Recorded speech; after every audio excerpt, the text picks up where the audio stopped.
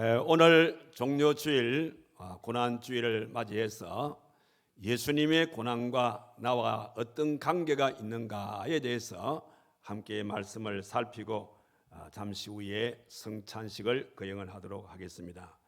말씀드린 대로 오늘은 종료주일입니다. 종료주일이란 것은 예수님께서 우리의 십자가를 지시기 위해서 예루살렘에 입성하게 되어진 바로 그날이 종료주일인데, 왜 종료를 붙이냐면 우리 예수님께서 낙이 타시고 올 때에 많은 이스라엘 백성들이 종려 가지를 꺾어서 우리 호산나 다윗의 자손 예수여라고 그렇게 환영하는 그런 이제 날이기 때문에 종료주일이라 이렇게 말씀을 하고요. 그 다음에 왜 고난주일이다 이렇게 하냐면, 오늘부터 사실상 주님의 고난이 한 주간 동안 시작이 되었습니다. 오늘이 첫날이 되어지고 내일이 둘째 날이 되어지고 이렇게 해서 한 주간 동안 예수님의 고난이 진행이 되는 겁니다. 이 고난 주간을 통해서 특별히 이번 한 주간은 고난 주간 특별 새벽 기도회를 갖기를 원합니다.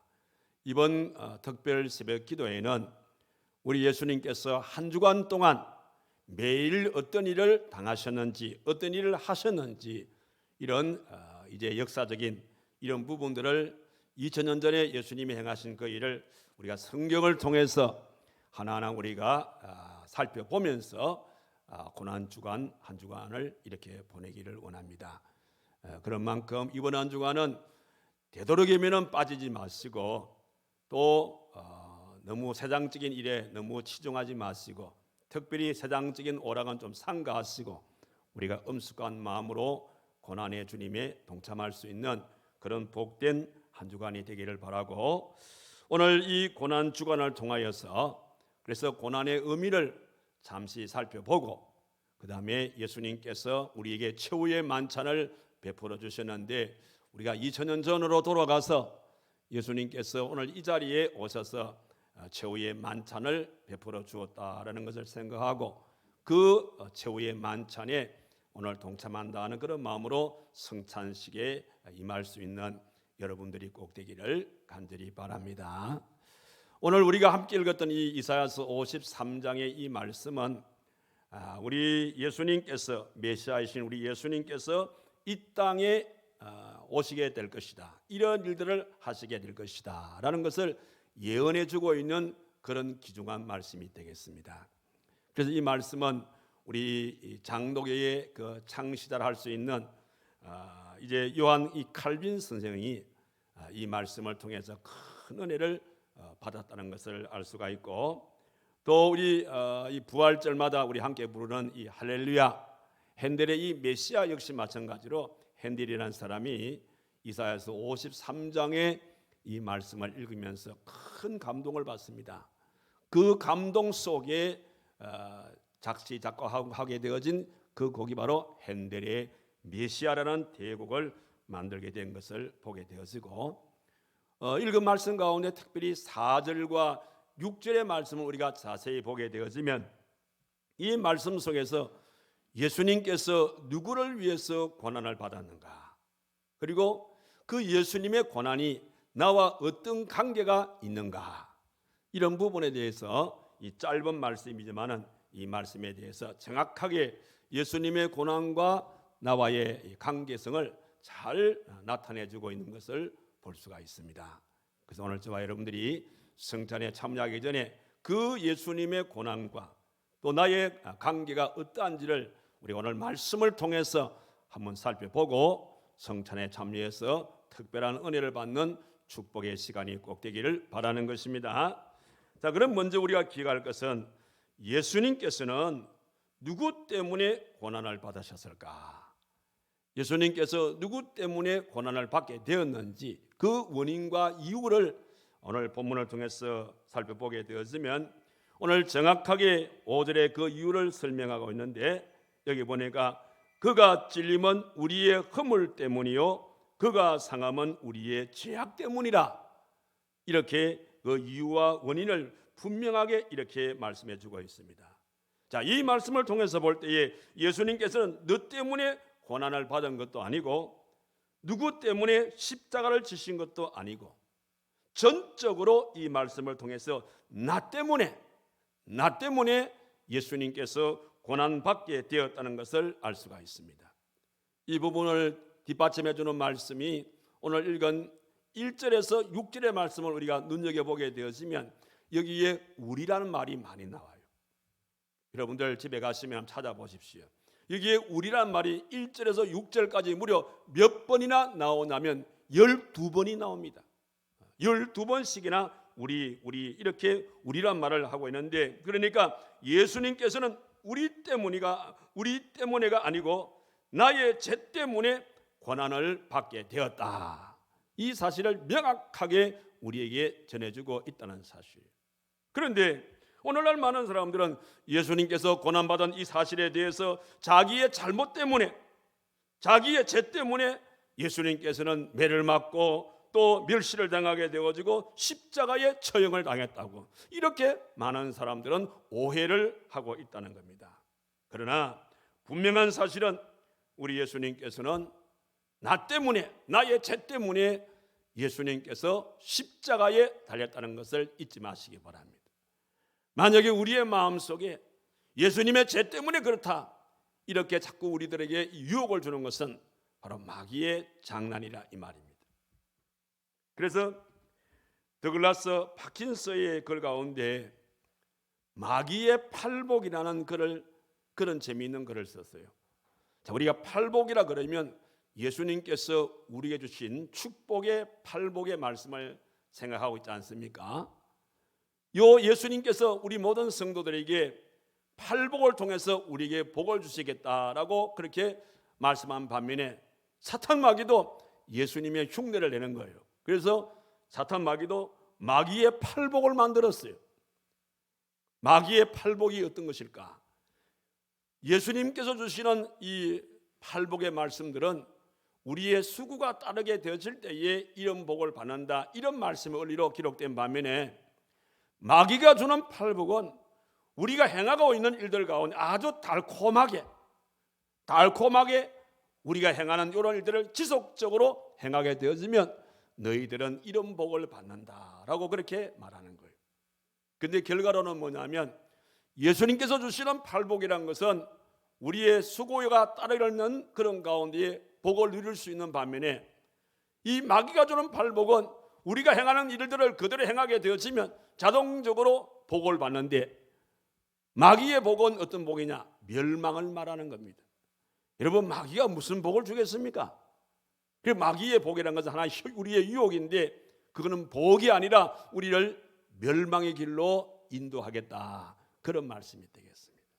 자, 그렇다면 오늘 더글라스 파킨스라는 사람이 마귀의 팔복을 말하고 있는데, 그 팔복의 말이 어떤 말들인지 우리 한번 다 같이 화면을 통해서 살펴보고, 혹시라도 여러분들이 저건 지금 내 생활과 너무 흡사해, 나는 지금 저렇게 살고 있어, 거기에 하나라도 해당되는 성도가 있으면 그런 마음으로 주님께서 팔복을 주시는 성찬을 준비해 놓으시는데, 여기에 마귀의 팔복을 따르는 사람이 예수님의 팔복으로 만들어 주신 이 성찬에는 참여할 자격이 없겠죠. 그러나 여러분들, 내가 지금까지는 마귀의 팔복의 그 길을 걸었지만은 오늘 이 말씀을 통해서 살펴볼 때 내가 본의 아니게 사탄의 팔복을 쫓고 있었구나, 그런 마음이 드신 분이 계시면 오늘 이 한 시간 성찬을 받기 전에 여러분들 먼저 하나님 앞에 깊이 회개하십시오. 회개하시고 여러분 마음속에 새로운 비장한 각오를 가지고 성찬에 참여하게 되어지면 오늘 이 성찬은 어떤 면에서 더 큰 의미가 있는 성찬인 줄 믿습니다. 회개하는 마음으로, 새롭게 다짐하는 마음으로 하나님 앞에 내가 이렇게 살겠다는 우리의 마음의 다짐 속에 성찬을 받을 때에 여러분의 삶이 새로운 삶이 된다는 사실입니다. 자, 그럼 마귀의 팔복이 우리 무엇인지 우리 화면을 따라서 한번 다 같이 우리 하나하나, 제가 첫째 하면 여러분들이 같이 읽고 이렇게 해서 8가지 한번 마귀가 말하는 팔복을 한번 읽어보도록 하겠습니다. 자, 우리 한번 다 같이 봅시다. 마귀의 팔복입니다. 첫째, 다 같이 시작. 피곤하고 바쁘다는 핑계로 교회에 나가지 않는 자는 복이 있나니 그들은 나의 가장 믿을 만한 일꾼이 될 것이며, 둘째, 목사의 흠이나 가오를 보고 터집 잡는 자는 복이 있나니 그들은 설교를 들어도 은혜를 받지 못할 것이며, 셋째, 자기 교회이면서도 나오라고 사정사정하여야만 교회에 나오는 자는 복이 있나니 그들은 교회 안에서 말썽꾸러기가 될 것이며, 넷째, 남의 말하기를 좋아하는 자는 복이 있나니 그들은 내가 가장 좋아하는 다툼과 분쟁을 일으키는 자들이고, 다섯째, 걸핏하면 삐죽거리는 자는 복이 있나니 그들은 작은 일에도 화를 내고 교회 나오기를 곧 그만둘 것이며, 여섯째, 하나님의 일에 인색하여 흥금하지 않는 자는 복이 있나니 그들은 나의 일을 가장 잘 돕는 자일 것이며, 일곱째, 하나님을 사랑한다 하면서도 자기 형제와 이웃을 미워하는 자는 복이 있나니 그들은 나의 영원한 친구가 될 것이며, 여덟 번째, 성경 읽고 기도할 시간이 없는 자는 복이 있나니 그들은 나의 꼬임에 쉽게 넘어가 마침내 나의 조롱거리가 될 것임이니라. 어떻습니까? 오늘 마귀가 선포하는 8가지의 복, 혹이라도 여러분들 해당되는 성도가 있지 않아요? 이 8가지 복 중에서 단 한 가지라도 저거는 내 생활과 직결되는 말씀이로구나 라고 생각하게 되었으면 말씀드린 대로 우리 하나님 앞에서 이 부분을 하나님, 내가 본의 아니게 이렇게 내가 마귀의 팔복을 쫓는 삶을 살았습니다. 나의 죄를 용서해 주시고 오늘 성찬을 받으면서 이제는 2번 다시 내가 이런 일을 반복하지 않겠습니다. 하나님께서 말씀하시는 그 팔복을 따라서 내 몫에 주어진 십자가 지고 주의 길을 따르는 믿음의 자녀가 되겠습니다 라는 그런 마음의 비장한 각오를 통하여서 성찬에 참여할 수 있는 저와 여러분들이 되어야 될 줄로 믿습니다. 우리가 애창하는 복음송 가운데 그런 가사가 있어요. 예수님 날 위해 죽으셨네, 왜 날 사랑하나. 겸손히 십자가 지셨네, 왜 날 사랑하나. 손과 발 날 위해 찢겨셨네, 왜 날 사랑하나. 고난을 당하여 구원했네, 왜 날 사랑하나. 내 대신 고통을 당하셨네, 왜 날 사랑하나. 죄 용서 받을 수 없는데 왜 날 사랑하나. 왜 날 사랑하나. 왜 날 사랑하나. 왜 주님 갈보리 가야 했나. 왜 날 사랑하나. 여러분, 우리 예수님께서 무엇 때문에 십자가를 지었습니까? 무엇 때문에 고통을 당했습니까? 그 모든 것이 바로 결과적으로 나 때문에 예수님께서 이 땅에 오셨고, 나 때문에 고통당하셨고, 나 때문에 피 흘렸었고, 나 때문에 십자가에 못 박혀 돌아가셨다는 사실을 다시 한 번 더 우리의 마음속에 깊이 새기면서 오늘 이 종려주의를 보내시는 저와 여러분 되기를 주님의 이름으로 축원합니다. 자, 그러면 예수님이 나 때문에 고난을 받으셨다면 그 주님의 고난이 나에게 어떤 결과를 가져오게 되느냐라는 사실입니다. 그 결과에 대해서도 오늘 읽은 말씀 5절 중반절 이 말씀 보니까 이렇게 기록되고 있습니다. 그가 징계를 받음으로 우리가 평화를 누리고 그가 채찍에 맞음으로 우리는 나음을 받았도다. 그렇게 말씀하셨어요. 그러니까 예수님께서 고난 받으심으로써 내게 어떤 결과가 주어지냐면 그 첫 번째 결과는 그가 징계를 받음으로써 우리가 평화를 누리게 되었다. 그렇게 말했어요. 여기서 말씀하시는 평화는 무엇을 말하냐면 예수님께서 징계를 받음으로써 우리의 모든 죄 사함을 받게 되었다는, 죄 사함을 받은 결과로서 우리에게 하나님과 우리 사이에 평화가 조성이 되었다. 그런 의미의 말씀이 되겠습니다. 무슨 말씀인가 하면 우리가 이 땅을 살아가면서 우리는 원죄와 자범죄를 가지고 살게 되었습니다. 원죄와 자범죄를 통해서 우리는 자연스럽게 하나님과 우리 사이에 이 원죄와 자범죄라는 이 죄의 장벽이 가로놓이게 되어지고, 하나님은 우리를 사랑하기 원하고 우리는 하나님 사랑받기를 원하는 것이 우리의 본성인 겁니다. 그러나 이 죄악의 장벽 때문에 우리는 지금까지 그 하나님의 사랑을 받지 못하고 살아왔다는 사실이죠.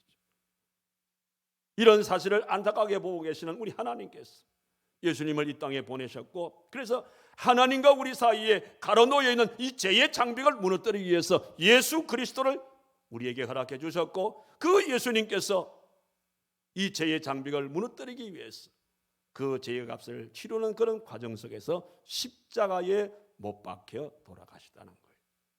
그래서 예수님께서 날 위해서 십자가에 돌아가신 그 사실을 내가 믿고 따르게 되어지면 결과적으로 하나님과 내 사이에 가로막고 있는 죄의 장벽이 무너지게 되어지고, 결국 하나님과 우리 사이에 평화가 조성이 되어졌다라는 그런 말씀인 거예요. 그런 의미의 말씀으로 그가 징계를 받음으로 우리가 평화를 누렸다. 이것이 바로 하나의 결과입니다. 그리고 또 하나의 결과는 뭐라 그랬습니까? 그가 채찍에 맞음으로 우리는 나음을 받았다는 거예요. 여기에 그가 채찍에 맞음으로 나음을 받았다는 것은 곧 무엇을 의미하냐면, 결과적으로 주님께서 날 위해서 고난받으심으로 결과적으로 내 삶에, 나의 모든 삶이 원상 회복이 되었다. 그런 의미의 말씀이 되겠습니다. 그러니까 오늘 저와 여러분들이 고난의 주님을 바라보는 그 순간 우리의 영혼이 회복된다는 것이고, 고난의 주님을 바라보게 되는 그 순간에 우리의 육체도 회복되는 것이고, 우리의 인격도 회복되는 것이고, 나아가서 우리의 환경도 고난의 주님을 바라보는 모든 이들은 다 회복될 수 있다는 그런 의미의 말씀이 되겠습니다. 여러분, 지금이야말로 어느 시대보다도 정말 우리 모든 삶 속에 진정으로 회복이 필요한 시대에 우리는 살고 있음을 여러분 꼭 명심하시기를 바랍니다. 특별히 우리 믿음의 성도들이 이 땅에 살면서 가장 우리에게 우선적으로 회복될 것이 뭡니까? 신앙의 회복이라 이 말이에요. 우리의 생활 속에 코로나 전국에 의해서 2년 이상 우리가 이렇게 제대로 예배를 드리지 못하다 보니까 모든 것이 다 깨어져 버렸습니다. 예배도 깨어져 버렸고, 기도 생활도 깨어져 버리게 되어지고, 물질 생활도 깨어지고, 찬송의 생활도 다 깨어졌습니다. 그러나 오늘 종료주일을 맞이해서 날 위해서 십자가 지시기에서 고난받게 되어진 그 주님을 바라보게 되어질 때에 결과적으로 그 주님께서 깨어진 우리의 모든 신앙생활을 회복시켜 주신다는 사실입니다. 고난의 주님을 맞게 되어질 때에 무엇보다도 우리의 기도 생활이 회복되는 겁니다. 우리의 예배 생활이 회복되는 겁니다. 우리의 물질 생활이 회복되는 것이고, 우리의 찬송 생활이 회복된다는 사실을 믿으시기를 바랍니다. 나아가서 우리의 기쁨의 생활도 회복됩니다. 감사의 기쁨, 사랑의 기쁨, 헌신의 기쁨, 이와 같은 기쁨이 회복되는 것이고, 동시에 우리의 가정 또한 회복되어지는 역사가 나타난다는 거예요. 여러분들, 요즘 우리 가정들을 돌아보게 되어지면 얼마나 신음하는 가정들이 많아요. 깨어지는 가정들이 많아요. 여러분들, 작년도 연말에 어떻게 아버지가 자기 아내와 두 자식을 죽일 수가 있나요? 비참하게 죽이지 않습니까? 아버지가 자기 아내와 자기 두 아들, 15살 되는 아이, 13살 되는 아이를 흉기로 그냥 무자비로 때려가지고 죽여버렸어요. 어제 인터넷 신문을 보니까 검찰에서 사형 언도를 내렸다. 사형 선고를 내렸어요. 그런데 사형 선고를 받은 이 친구가 한다는 말이, 세상의 법정에 있는 사람들을 향해서 하는 말이, 여러분들 수고 많이 했습니다. 이게 할 소리입니까?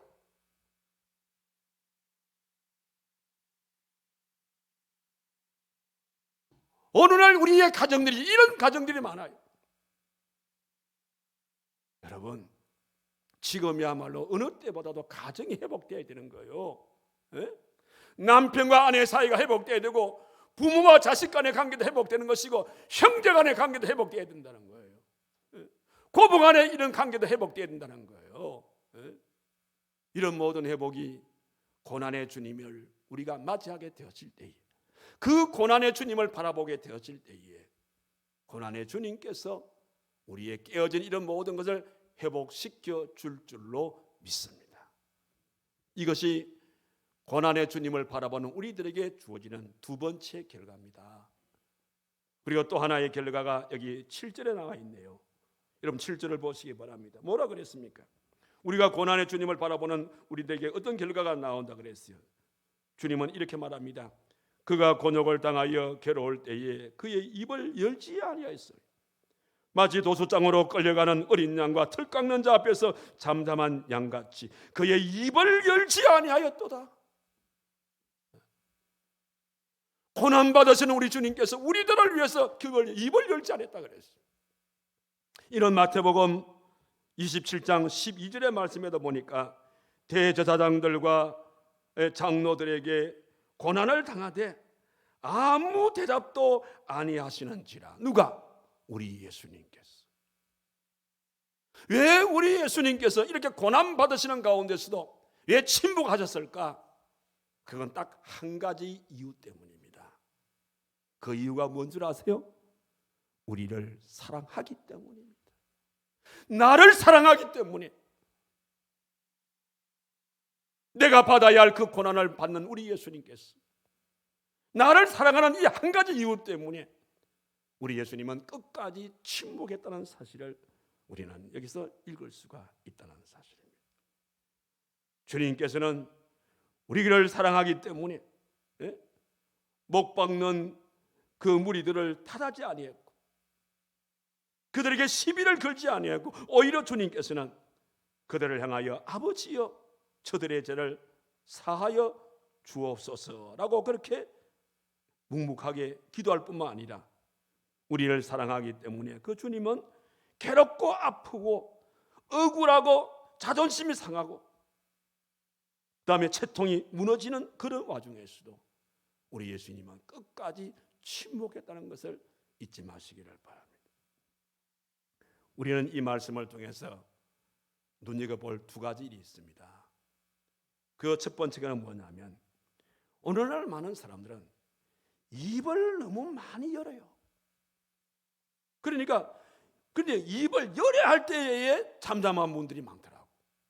그런데 또 하나는 입을 열어서 안 될 일들 속에서 너무 입을 많이 열어요.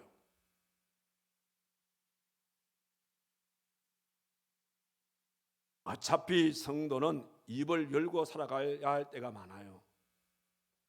그런데 제가 여러분들에게 5가지를 내가 제의를 할게요.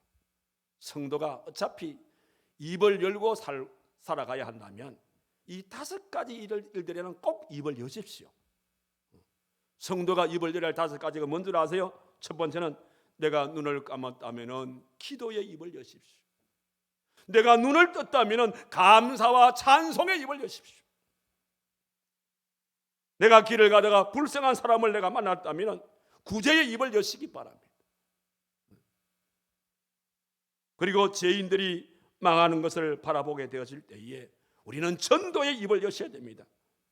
그리고 때가 되어져서 우리가 천국 가게 되었으면 하나님 앞에서 우리는 보고의 입을 반드시 열어야 됩니다.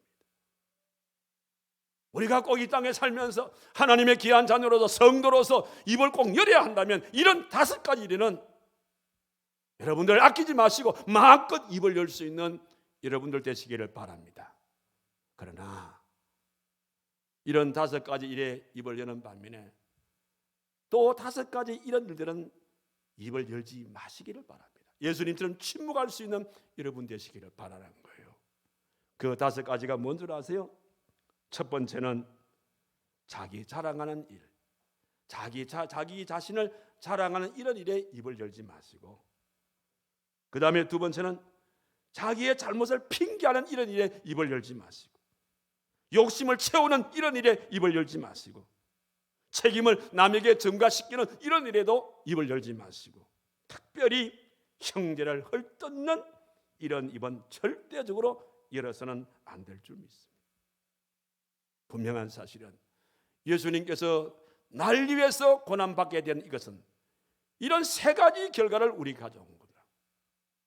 다시 정리해 보면 주님이 징계를 받음으로써 하나님과 내 사이에 죄악으로 가로막혀 있던 그 죄의 장벽이 무너지면서 평화가 만들어지게 되어지고, 주님이 채찍에 맞음으로써 우리의 신앙생활이 얽히고 설킨 그런 가운데 있을 때에 다시 바른 관계를 이끌어주는 이런 우리의 삶의 신앙의 회복의 역사가 일어나는 이런 결과가 나왔고, 주님께서 날 위해서 고난받아 주심으로 결과적으로 하나님과 우리 사이에,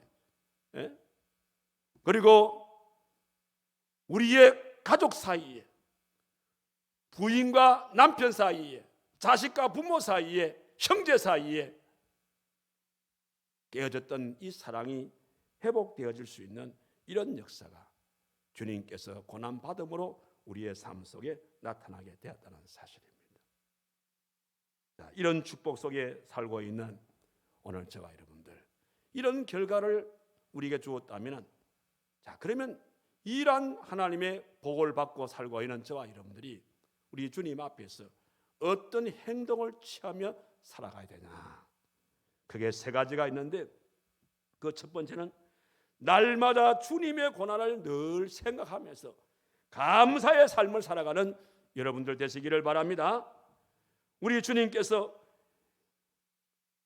왜 고난 받으셨는지, 우리 주님께서 왜 죽으셨는지, 이런 것을 늘 우리 마음에 되새기면서, 그러면서 하나님 앞에 감사하며 살아가는 것이 우리가 첫 번째 취할 우리의 행동이고, 그 다음에 또 하나는 주님의 사랑을 말하면서 살 수 있는 여러분들이 되라 이 말이에요.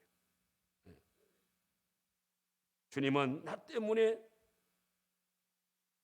이 십자가를 주셨다. 주님이 십자가를 지심으로써 나는 제삼을 받게 되어졌고, 나는 구원을 받게 되어졌다. 그리고 나는 주와 함께 살게 되었다라는 이런 사실들을, 우리가 내 주변에 이 사실을 알지 못하는 그들에게 이 사랑의 말을 하면서 살게 되어지고, 마지막 하나는 그의 사랑을 우리의 삶을 통해서 실천하면서 살아갈 수 있는, 이것이 십자가의 고난에 동참하는 성도가 취할 바로 그런 아름다운 삶의 모습인 겁니다. 저는 이 말씀을 준비하면서 십자가의 고난을 받으신 주님 앞에 그 사랑을 실천하는 삶을 산다는 것은, 이런 아름다운 삶의 이 가사가 내 삶의 고백으로 살면 되겠다, 그런 마음이 들었어요. 우리 마음을 참 이런 가운데 십자가의 사랑을 잘 실천하는 그런 복음송의 가사를 잘 묘사하고 있는 말씀이 이제 내가 살아도 라는 이 말씀인 거예요. 그래서 오늘 우리가 이제 내가 살아도 주를 위해서 살겠다는 이런 우리의 사랑의 한번 실천의 고백을 찬양을 통해서 우리 모두 함께 하나님께 드림으로써 오늘 이 말씀을 마치고 성찬에 여러분들 이 시간에 참여할 수 있도록 그렇게 했으면 좋겠습니다. 우리 이제 내가 살아도 나의 삶의 고백을 통해서 우리 다 같이 함께 내 신앙의 고백을 담아서 같이 부르도록 하겠습니다.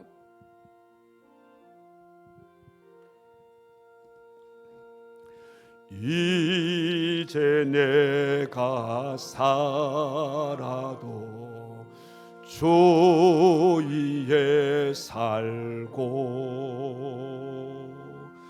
이제 내가 죽어도 주 위에 죽네. 하늘 영광 보여주며 날 오라 하네. 할렐루야 찬송하며 주께 갑니다. 그러므로 나는 사나 죽어나 주님의 것이요, 사나 죽어나 사나 죽어나 날 위해 피 흘리시